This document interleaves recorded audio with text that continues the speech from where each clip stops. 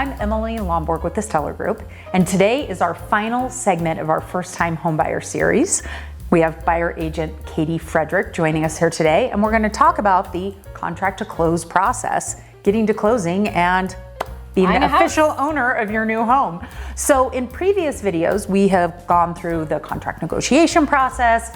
We've talked about some of the terms in the contract and what they mean, and we have gone into a lot of detail about the home inspection.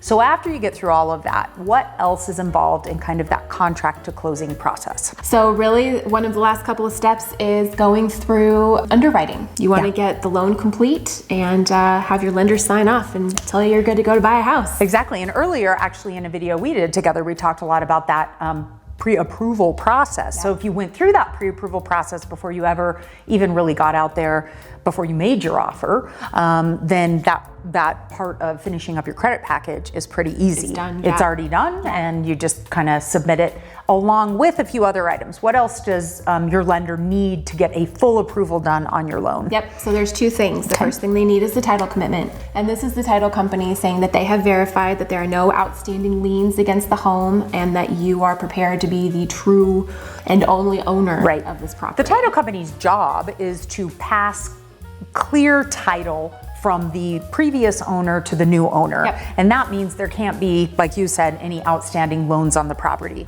So clearly, the current owner might have their own mortgage loan, but at the time of closing, that's gonna be paid off, and then there won't be any outstanding loans.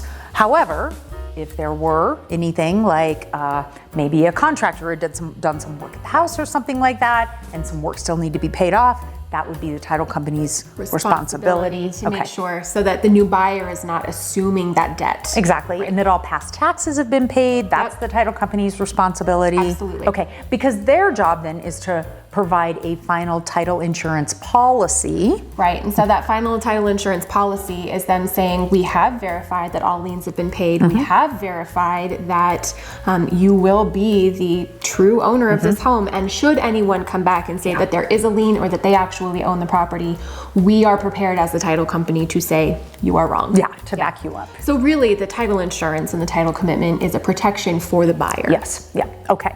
And then the second thing you mentioned was the appraisal. Okay, and what exactly is the appraisal? So the appraisal is something that's ordered by the lender. Okay. So it happens from a third party, an impartial third party. Okay. And it is the appraiser's job to physically go to the property and form an opinion of value. That's what an appraisal is. Okay. So what they do is they look at the comps from the area. And we talked about that a little bit in an earlier video about your real estate agent doing that. When you're getting ready to make an offer, your realtor pulling those comps. So the appraiser is in essence pulling a lot of the similar information. Absolutely. So they'll be, looking at the condition of the home, looking at the upgrades and updates, looking at the comps. They'll also be looking at what other offers came in and what were people offering on the property, because obviously, there might have been, 1, 2, 3, 10 other buyers who had an opinion of what that home was worth, and that's something that they take into consideration as well. Okay, all right. But primarily what the appraisal is based off of is what other homes in the area that are similar have sold for, in addition to location, any location adjustment, condition, like this house we're in here today has beautiful, really high-end updates. So they would get a bump in value for the really, really nice condition. Okay, so what happens? We've talked a lot throughout this video series that in spring of 2021, we're in a really heavy seller's market. There's a lot of competition, and it's pretty common for buyers to be paying at or over the asking price. Absolutely. So let's say in this scenario, a house, the final selling price, the final price the buyer agrees to pay is $450,000, which was maybe over the asking price, and the appraisal comes in at $425,000. Is this buyer stuck with that? Like, what happens? So there are a few different ways that this could work out. The first is that the buyer can go to the seller, turn in what we call an appraisal objection, and say, hey, Mr. Seller, the appraisal came in at $425,000. We're under contract at $450,000.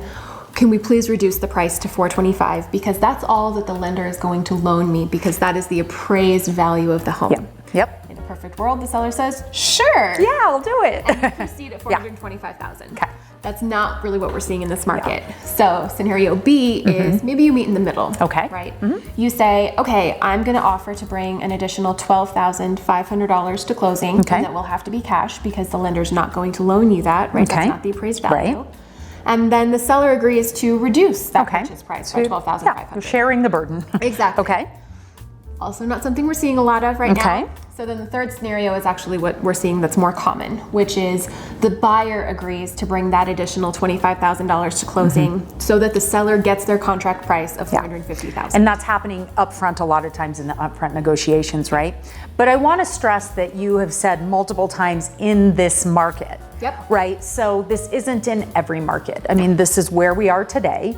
In, again, spring of 2021, the contract itself does protect the buyer. It does. Right? And so the buyer literally has to give away those protections because the contract itself has verbiage to protect the buyer, correct? Yeah. I mean, the Colorado contract very much favors the buyer. Yeah. And so, you know, unfortunately, something we're seeing a lot of people do is give away a lot of their rights, you know, on inspection. And competition. Just to get under contract and get their home. Exactly. And so, not always the case in every market, but the case in today's market. And that's a reason why it's so important. I mean, this stuff is complicated, right? It is, The title commitment, the title insurance, the appraisal, understanding it all, it's all really complicated. And this is why it's so important to have a really knowledgeable, experienced, full-time buyer's agent working on your behalf so they can help you navigate this kind of complicated market. Even if the market was different, it would be complicated in a different way. So. I mean, you know, to your point, someone who's doing, you know, 30 transactions a year, like a lot of our buyer agents are, we are seeing what are the tactics we can take to get our buyers under contract. Right. And you've also really got to know how one part of that offer and one part of that contract talks to the other to make sure that we're doing our part and being able to show the listing agent we're competent, we're professional. It's going to be really easy to work with us. Exactly. And that's a huge part of getting your offer accepted. I know that from being on the other side of it, also being a listing agent, knowing that the buyer agent you're working with on the other side is a pro and really knows what they're doing can sometimes make the difference in the offer a seller selects. Absolutely. Yeah. Okay, so you have your appraisal done, you have your title commitment, you have your full credit package, it goes back into the lender, to the underwriting, it gets hopefully signed off. It's gonna get signed off, okay, and you get your final loan approval, and you're heading to the closing table. Yeah, okay. So right before we get to closing though, about 2 days before, we're gonna do a final walkthrough. Okay. And at that final walkthrough, I say the purpose is threefold. Number one, make sure the sellers are moving out. It's important. Number two, this is the opportunity to make sure that anything that was agreed to through the inspection process has been completed. It is also worth noting that if something was agreed to in inspection, but it has not yet been completed for whatever reason, maybe the contractor wasn't available, maybe a material wasn't available.